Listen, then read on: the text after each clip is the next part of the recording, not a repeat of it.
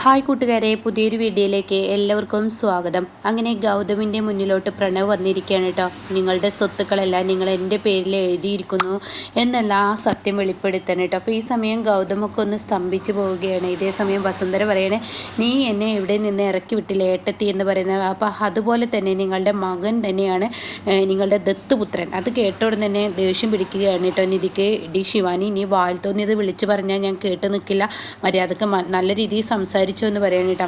ആ സമയം പ്രണവ് പറയണേ, അതെ നിങ്ങളുടെ സംസാരമൊക്കെ ഇവിടെ നിർത്തിയേക്ക്. നിങ്ങളുടെ ഭർത്താവാണ് ഈ ഒരു സ്വത്തുക്കളെല്ലാം എനിക്ക് എഴുതി തന്നിരിക്കുന്നത്. ഇപ്പം എൻ്റെ അച്ഛൻ്റെ സ്വത്തുക്കളെല്ലാം ഇയാൾ ഇത്രയും നാളും കൈയടക്കി വെച്ചിരിക്കുകയായിരുന്നല്ലോ. എന്നാൽ ഇപ്പോൾ ഇയാൾ അത് എനിക്ക് എഴുതി തന്നു. ഇനി അധികം സംസാരിക്കാൻ നിൽക്കണം, നിങ്ങൾ രണ്ടുപേരും ഇവിടെ നിന്ന് ഇറങ്ങണം. വേണമെങ്കിൽ നിങ്ങൾ ഒപ്പിട്ടതല്ലേ എന്നുള്ളതൊന്ന് നോക്കിക്കോളൂ എന്ന് പറഞ്ഞിട്ട് ഗൗതമിൻ്റെ കയ്യിൽ കൊടുക്കണം കേട്ടോ. ഗൗതം ആ സമയം അതെല്ലാം നോക്കുകയാണ്. ഗൗതം അത് കാണുമ്പോൾ ആകെ അന്തം വിട്ടു പോവാണ് കേട്ടോ. ഈശ്വര, ഇതെങ്ങനെ സംഭവിച്ചു, ഇതെങ്ങനെ? അപ്പോൾ ഉടൻ തന്നെ നിധി ചോദിക്കുകയാണ്, ഇത് ഗൗതമിൻ്റെ ഒപ്പ് തന്നെയാണോ? അതെ, ഇത് എൻ്റെ ഒപ്പാണ്. പക്ഷെ ഇതെങ്ങനെ സംഭവിച്ചു എന്ന് എനിക്കറിയില്ല. ഞാൻ ഒരിക്കലും ഇവർക്ക് ഇങ്ങനെ ഒരു പേപ്പറിൽ ഒപ്പിട്ട് കൊടുത്തിട്ടില്ല എന്ന് പറയാം കേട്ടോ.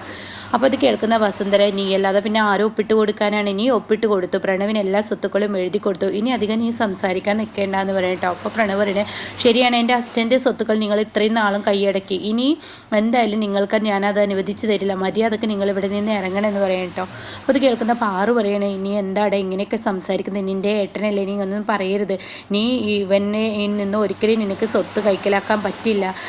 അപ്പോൾ ഉടൻ തന്നെ നിധി പറയണേ, എൻ്റെ എൻ്റെ പ്രണവ് ഒരിക്കലും ഗൗതം നിൻ്റെ സ്വത്ത് കൈക്കലാക്കണമെന്നോ നിൻ്റെ അച്ഛൻ്റെ സ്വത്തുക്കൾ ഞങ്ങൾക്ക് തട്ടിയെടുക്കണമെന്നോ ഒന്നും ആഗ്രഹമില്ല. ഇപ്പോൾ ഈ ഭൂമി പൂജയ്ക്ക് പോവുകയാണ്. ഇത് കഴിഞ്ഞതിന് ശേഷം ഇതൊരു നല്ല നിലക്ക് എത്തിയാൽ എല്ലാം നിന്നെ ഏൽപ്പിച്ച് ഗൗതം മടങ്ങാൻ തന്നെയാണ് തീരുമാനിച്ചിരിക്കുന്നത് അത് പറയണം. അപ്പോൾ അത് കേൾക്കുന്നതിനോട് കൂടിയിട്ട് പ്രണവ് പറയണേ, മതി നിങ്ങളുടെ വേദം അത് കേട്ട് മടുത്തു. നിങ്ങളുടെ പുരാണം ഞങ്ങൾക്ക് കേൾക്കേണ്ട, ഇനി മര്യാദക്ക് നിങ്ങൾ ഇവിടെ നിന്ന് ഇറങ്ങണമെന്ന് പറയാണ്.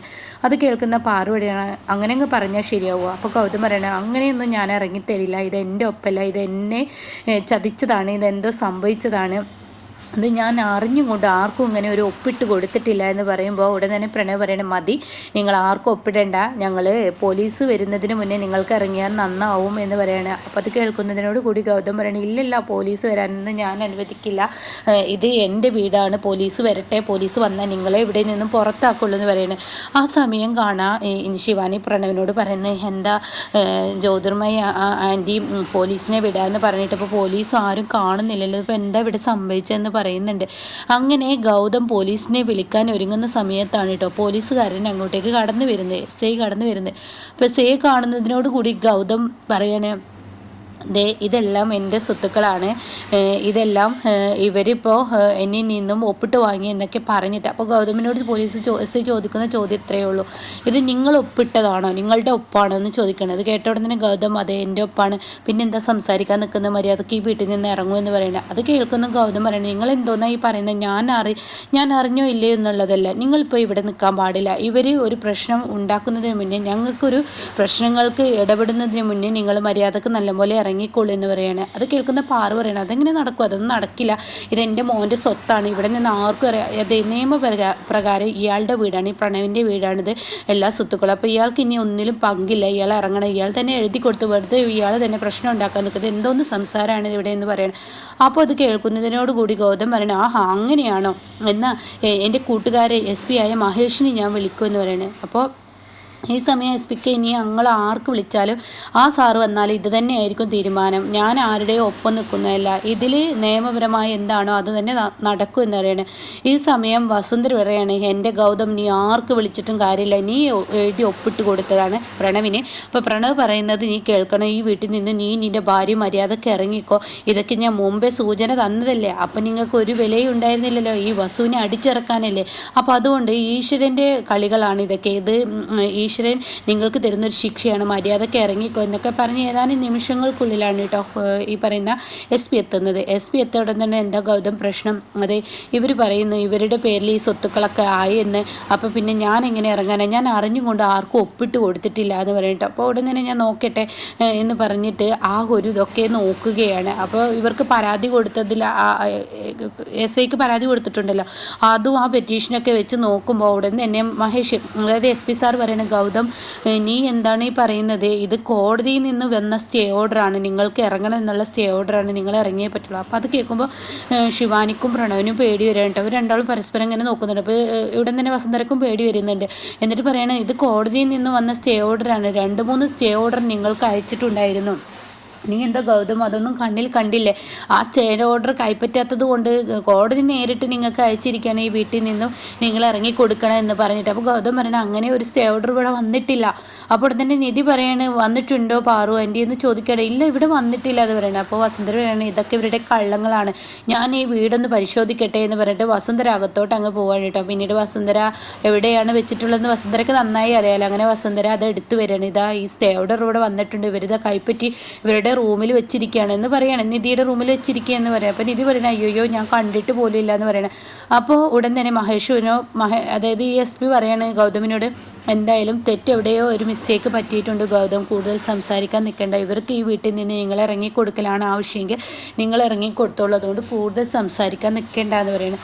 അങ്ങനെ പോലീസ് അവിടെ നിന്നും പോവുകയും ഉടൻ തന്നെ ശിവാനി മര്യാദയ്ക്ക് ഇറങ്ങടി എന്ന് പറഞ്ഞിട്ട് ഇവിടെ നിധിയുടെ കൈ പിടിക്കണം കേട്ടോ. അപ്പോഴേക്കും ശിവാനി പറയുന്നുണ്ട് മതി ദത്തുപുത്രൻ്റെ ജീവിതം, ദത്തുപുത്രൻ ഇനി ഇവിടെ ജീവിക്കാൻ പാടില്ല. അത് കേൾക്കുന്ന ദേഷ്യത്തോട് കൂടിയിട്ട് ശിവാനിയെ അടിക്കാൻ പാറു കയ്യോങ്ങാണ്. അപ്പോൾ ശിവാനി അങ്ങ് കൈ തടയുകയാണ്. ഇനി എൻ്റെ ദേഹത്ത് നിങ്ങൾ കൈവച്ച് ഞാൻ കണ്ടു നിൽക്കില്ല, ഇത്രയും നാളും നിങ്ങൾ ജീവിച്ചത് ദത്തുപുത്രനാണ്, നിങ്ങളെ വയറ്റിൽ ജനിച്ച ഈ ഒരു മകന് നിങ്ങളൊരു സ്ഥാനം കൊടുക്കാതെ, നിങ്ങളുടെ മരുമകൾക്ക് ഒരു സ്ഥാനം കൊടുക്കാതെ വെറുതെ നിങ്ങളുടെ അടി കൊള്ളേണ്ട ആവശ്യമൊന്നുമില്ല. ഇപ്പം നിങ്ങളുടെ മകൻ്റെ സ്വത്താണ് ഇതൊക്കെ.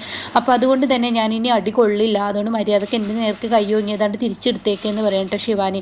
എന്നിട്ട് ശിവാനി എന്ത് ചെയ്യുന്നു, എവിടെ നിന്നും നിധിയെ വലിച്ചഴക്കാണ്. അപ്പോൾ പ്രണവും മര്യാദക്ക് പോകുന്നുണ്ടോ എന്ന് പറയുകയാണ്. അപ്പോഴേക്കും പ്രണവും കൂടിയിട്ട് ഗൗതമിനെയും അതുപോലെ തന്നെ നിധിയെയും പുറത്താക്കുകയാണ് കേട്ടോ. ഇത് കാണുന്ന പാറു പറയണേ അയ്യോ എനിക്ക് സഹിക്കില്ല, എൻ്റെ മകനെ ഒരിക്കലും ദത്തുപുത്രനായി കാണരുത്, സത്യം പറയാൻ ഞാൻ നൊന്ത് പ്രസവിച്ച നീയാടാ എൻ്റെ ദത്തുപുത്രൻ, ഒരു പെറ്റമ്മയുടെ മനസ്സിൻ്റെ വേദന എന്താ അറിയാൻ കഴിയാത്ത നീയാണോടാ എൻ്റെ പുത്രൻ എന്ന് പറയാൻ പറ്റുക?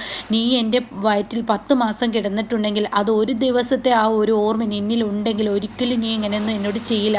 സ്വന്തം അമ്മയുടെ വേദന എന്തെന്ന് മനസ്സിലാക്കാൻ കഴിയാത്ത നീ ഒരു ദത്തുപുത്രൻ എന്ന് പറഞ്ഞ് എൻ്റെ മകനെ തള്ളിക്കളയുമ്പോൾ എൻ്റെ വേദന എന്തെന്ന് നീ മനസ്സിലാക്കുന്നില്ലല്ലോ, സ്വത്തിനു വേണ്ടിയല്ലടാ നീ ഇതൊക്കെ ചെയ്യുന്നത്. അപ്പോൾ അതിനിടയ്ക്ക് ഗൗതം ഇവിടെ പ്രണവിൻ്റെ പേരിലോട്ട് ആക്കി കൊടുത്ത ഡോക്യുമെൻറ്റ്സ് ഒക്കെ കാണിക്കുന്നുണ്ട് കേട്ടോ. അപ്പോൾ അതൊക്കെ പ്രണവ് എറിയാണ്. നിങ്ങളുടെ ഡോക്യുമെൻറ്റ്സ് ഒക്കെ മതി, കുറേ ആയി നിങ്ങൾ ഓരോ കള്ളങ്ങൾ പറഞ്ഞ് എൻ്റെ മുന്നിലോട്ട് വരുന്നത്, ഇനി നിങ്ങളുടെ അഭിനയത്തിന് മുന്നിൽ ഞാൻ വീഴില്ല എന്ന് പറഞ്ഞിട്ട് വലിച്ചെറിയുന്നുണ്ട് കേട്ടോ. അപ്പോൾ ഈ സമയം പാറു പറയണേ എടാ നിന്നെപ്പോലെ ഒരു വൃത്തികെട്ടവനെ, അതായത് സ്വത്തിന് വേണ്ടി മാത്രം ജീവിക്കുന്ന നിന്നെപ്പോലെ ഒരു വൃത്തികെട്ടവൻ്റെ കൂടെ ഞാൻ ജീവിക്കാൻ ഞാൻ ഒരിക്കലും ആഗ്രഹിക്കുന്നില്ല. എൻ്റെ മകൻ നീ വരുന്നതിന് മുന്നേ തന്നെ നിനക്കെല്ലാം എഴുതി വെച്ചിട്ടുണ്ട് എന്ന് പറഞ്ഞതാണ്, പക്ഷേ ഞാനായിരുന്നു തടസ്സം. അപ്പോൾ ഉടൻ തന്നെ ഗൗതം പറയുന്നുണ്ട് അതിനിടയ്ക്ക് എടാ നീ ഒരു കാര്യം ചിന്തിച്ചോ, എനിക്ക് സ്വത്ത് വിട്ടു തരുന്നതിലല്ല പ്രശ്നം, ആട്ടുന്തോലിട്ട ചെന്നായ്ക്കളാണ് ഈ നിൽക്കുന്ന 3 എണ്ണം, അതായത് 4 എണ്ണം, ഒന്ന് ജ്യോതിർമയും അതുപോലെ തന്നെ ഈ പറയുന്ന CKC ജ്യോതിർമയും CKC ഇപ്പോൾ സ്റ്റേ ഓർഡറൊക്കെ മേടിച്ച് തന്നിട്ട് നിന്നെ ഈ വീട്ടിലോട്ട് വിട്ടിട്ടുണ്ടെങ്കിൽ ഇതിൻ്റെ പിന്നോടിയായി നിനക്കൊരു സംഭവം വരാനിരിക്കുന്നുണ്ട്, അത് നീ വഴിയെ അറിഞ്ഞോളും എന്ന് ഗൗതമും നിധിയും പറയുമ്പോൾ ഉടൻ തന്നെ ഈ നിൽക്കുന്ന വസുന്ധര ആൻറ്റി അവരവരുടെ ആവശ്യത്തിന് വേണ്ടി മാത്രം മുന്നോട്ട് പോകുന്നവരാണ്. അവർ ഈ ഒരു അതായത് കമ്പനിയിൽ ഒരു ബിസിനസ് നടക്കുമ്പോൾ അവർക്ക് കൈപ്പറ്റേണ്ടത് അവർ കൈപ്പറ്റും. പിന്നെ ശിവാനി നിൻ്റെ ഭാര്യ അവൾ എന്തെന്ന് നിനക്ക് താമസിയാതെ അറിയും എന്നൊക്കെ പറഞ്ഞിട്ടാണ് ഇറങ്ങുന്നത്. അപ്പോൾ അതിനിടയ്ക്ക് ഇവർ പറയുന്നുണ്ട് ഇവരങ്ങനെയൊക്കെ പറയും, അത് നീ കാര്യമാക്കേണ്ട പ്രണവ് എന്ന് വസുന്ധരയും ശിവാനിയും പറയുന്നുണ്ട് കേട്ടോ. ഇതേ സമയം പാറു പറയണേ ഇനി നിന്നൊപ്പം ഞാൻ നിൽക്കില്ല, കാരണം സ്വത്തിന് വേണ്ടി മാത്രം ജീവിക്കുന്ന, സമ്പത്തിന് മാത്രം വേണ്ടി ജീവിക്കുന്ന നിന്നെപ്പോലെ ഒരു മകൻ്റെ കൂടെ ജീവിക്കാൻ എനിക്ക് പേടിയാണ്.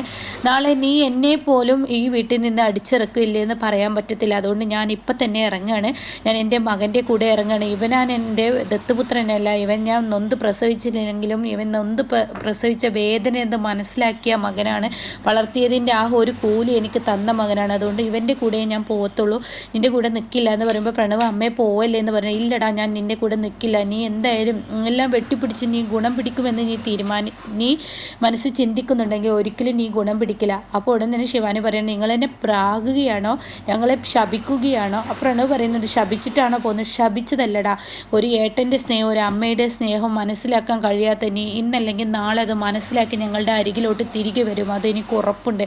അത് ഈശ്വരൻ നിന്നെ കൊണ്ടുവരും. ഞാൻ വിളിക്കുന്ന ഈശ്വരന്മാരൊന്നും ആരും ഇന്നേ വരെ കൈവിട്ടിട്ടില്ല, അതെനിക്ക് ഉറപ്പാണ് എന്നൊക്കെ പറഞ്ഞിട്ടാണ് കേട്ടോ അവിടെ നിന്നും ഇറങ്ങുന്നത്. അപ്പോൾ ഇങ്ങനെയൊരു എപ്പിസോഡാണ്. അപ്പോൾ ഈ പറയുന്നത് പോലെ തന്നെയാണ് ഇനി സംഭവിക്കാൻ പോകുന്നത്.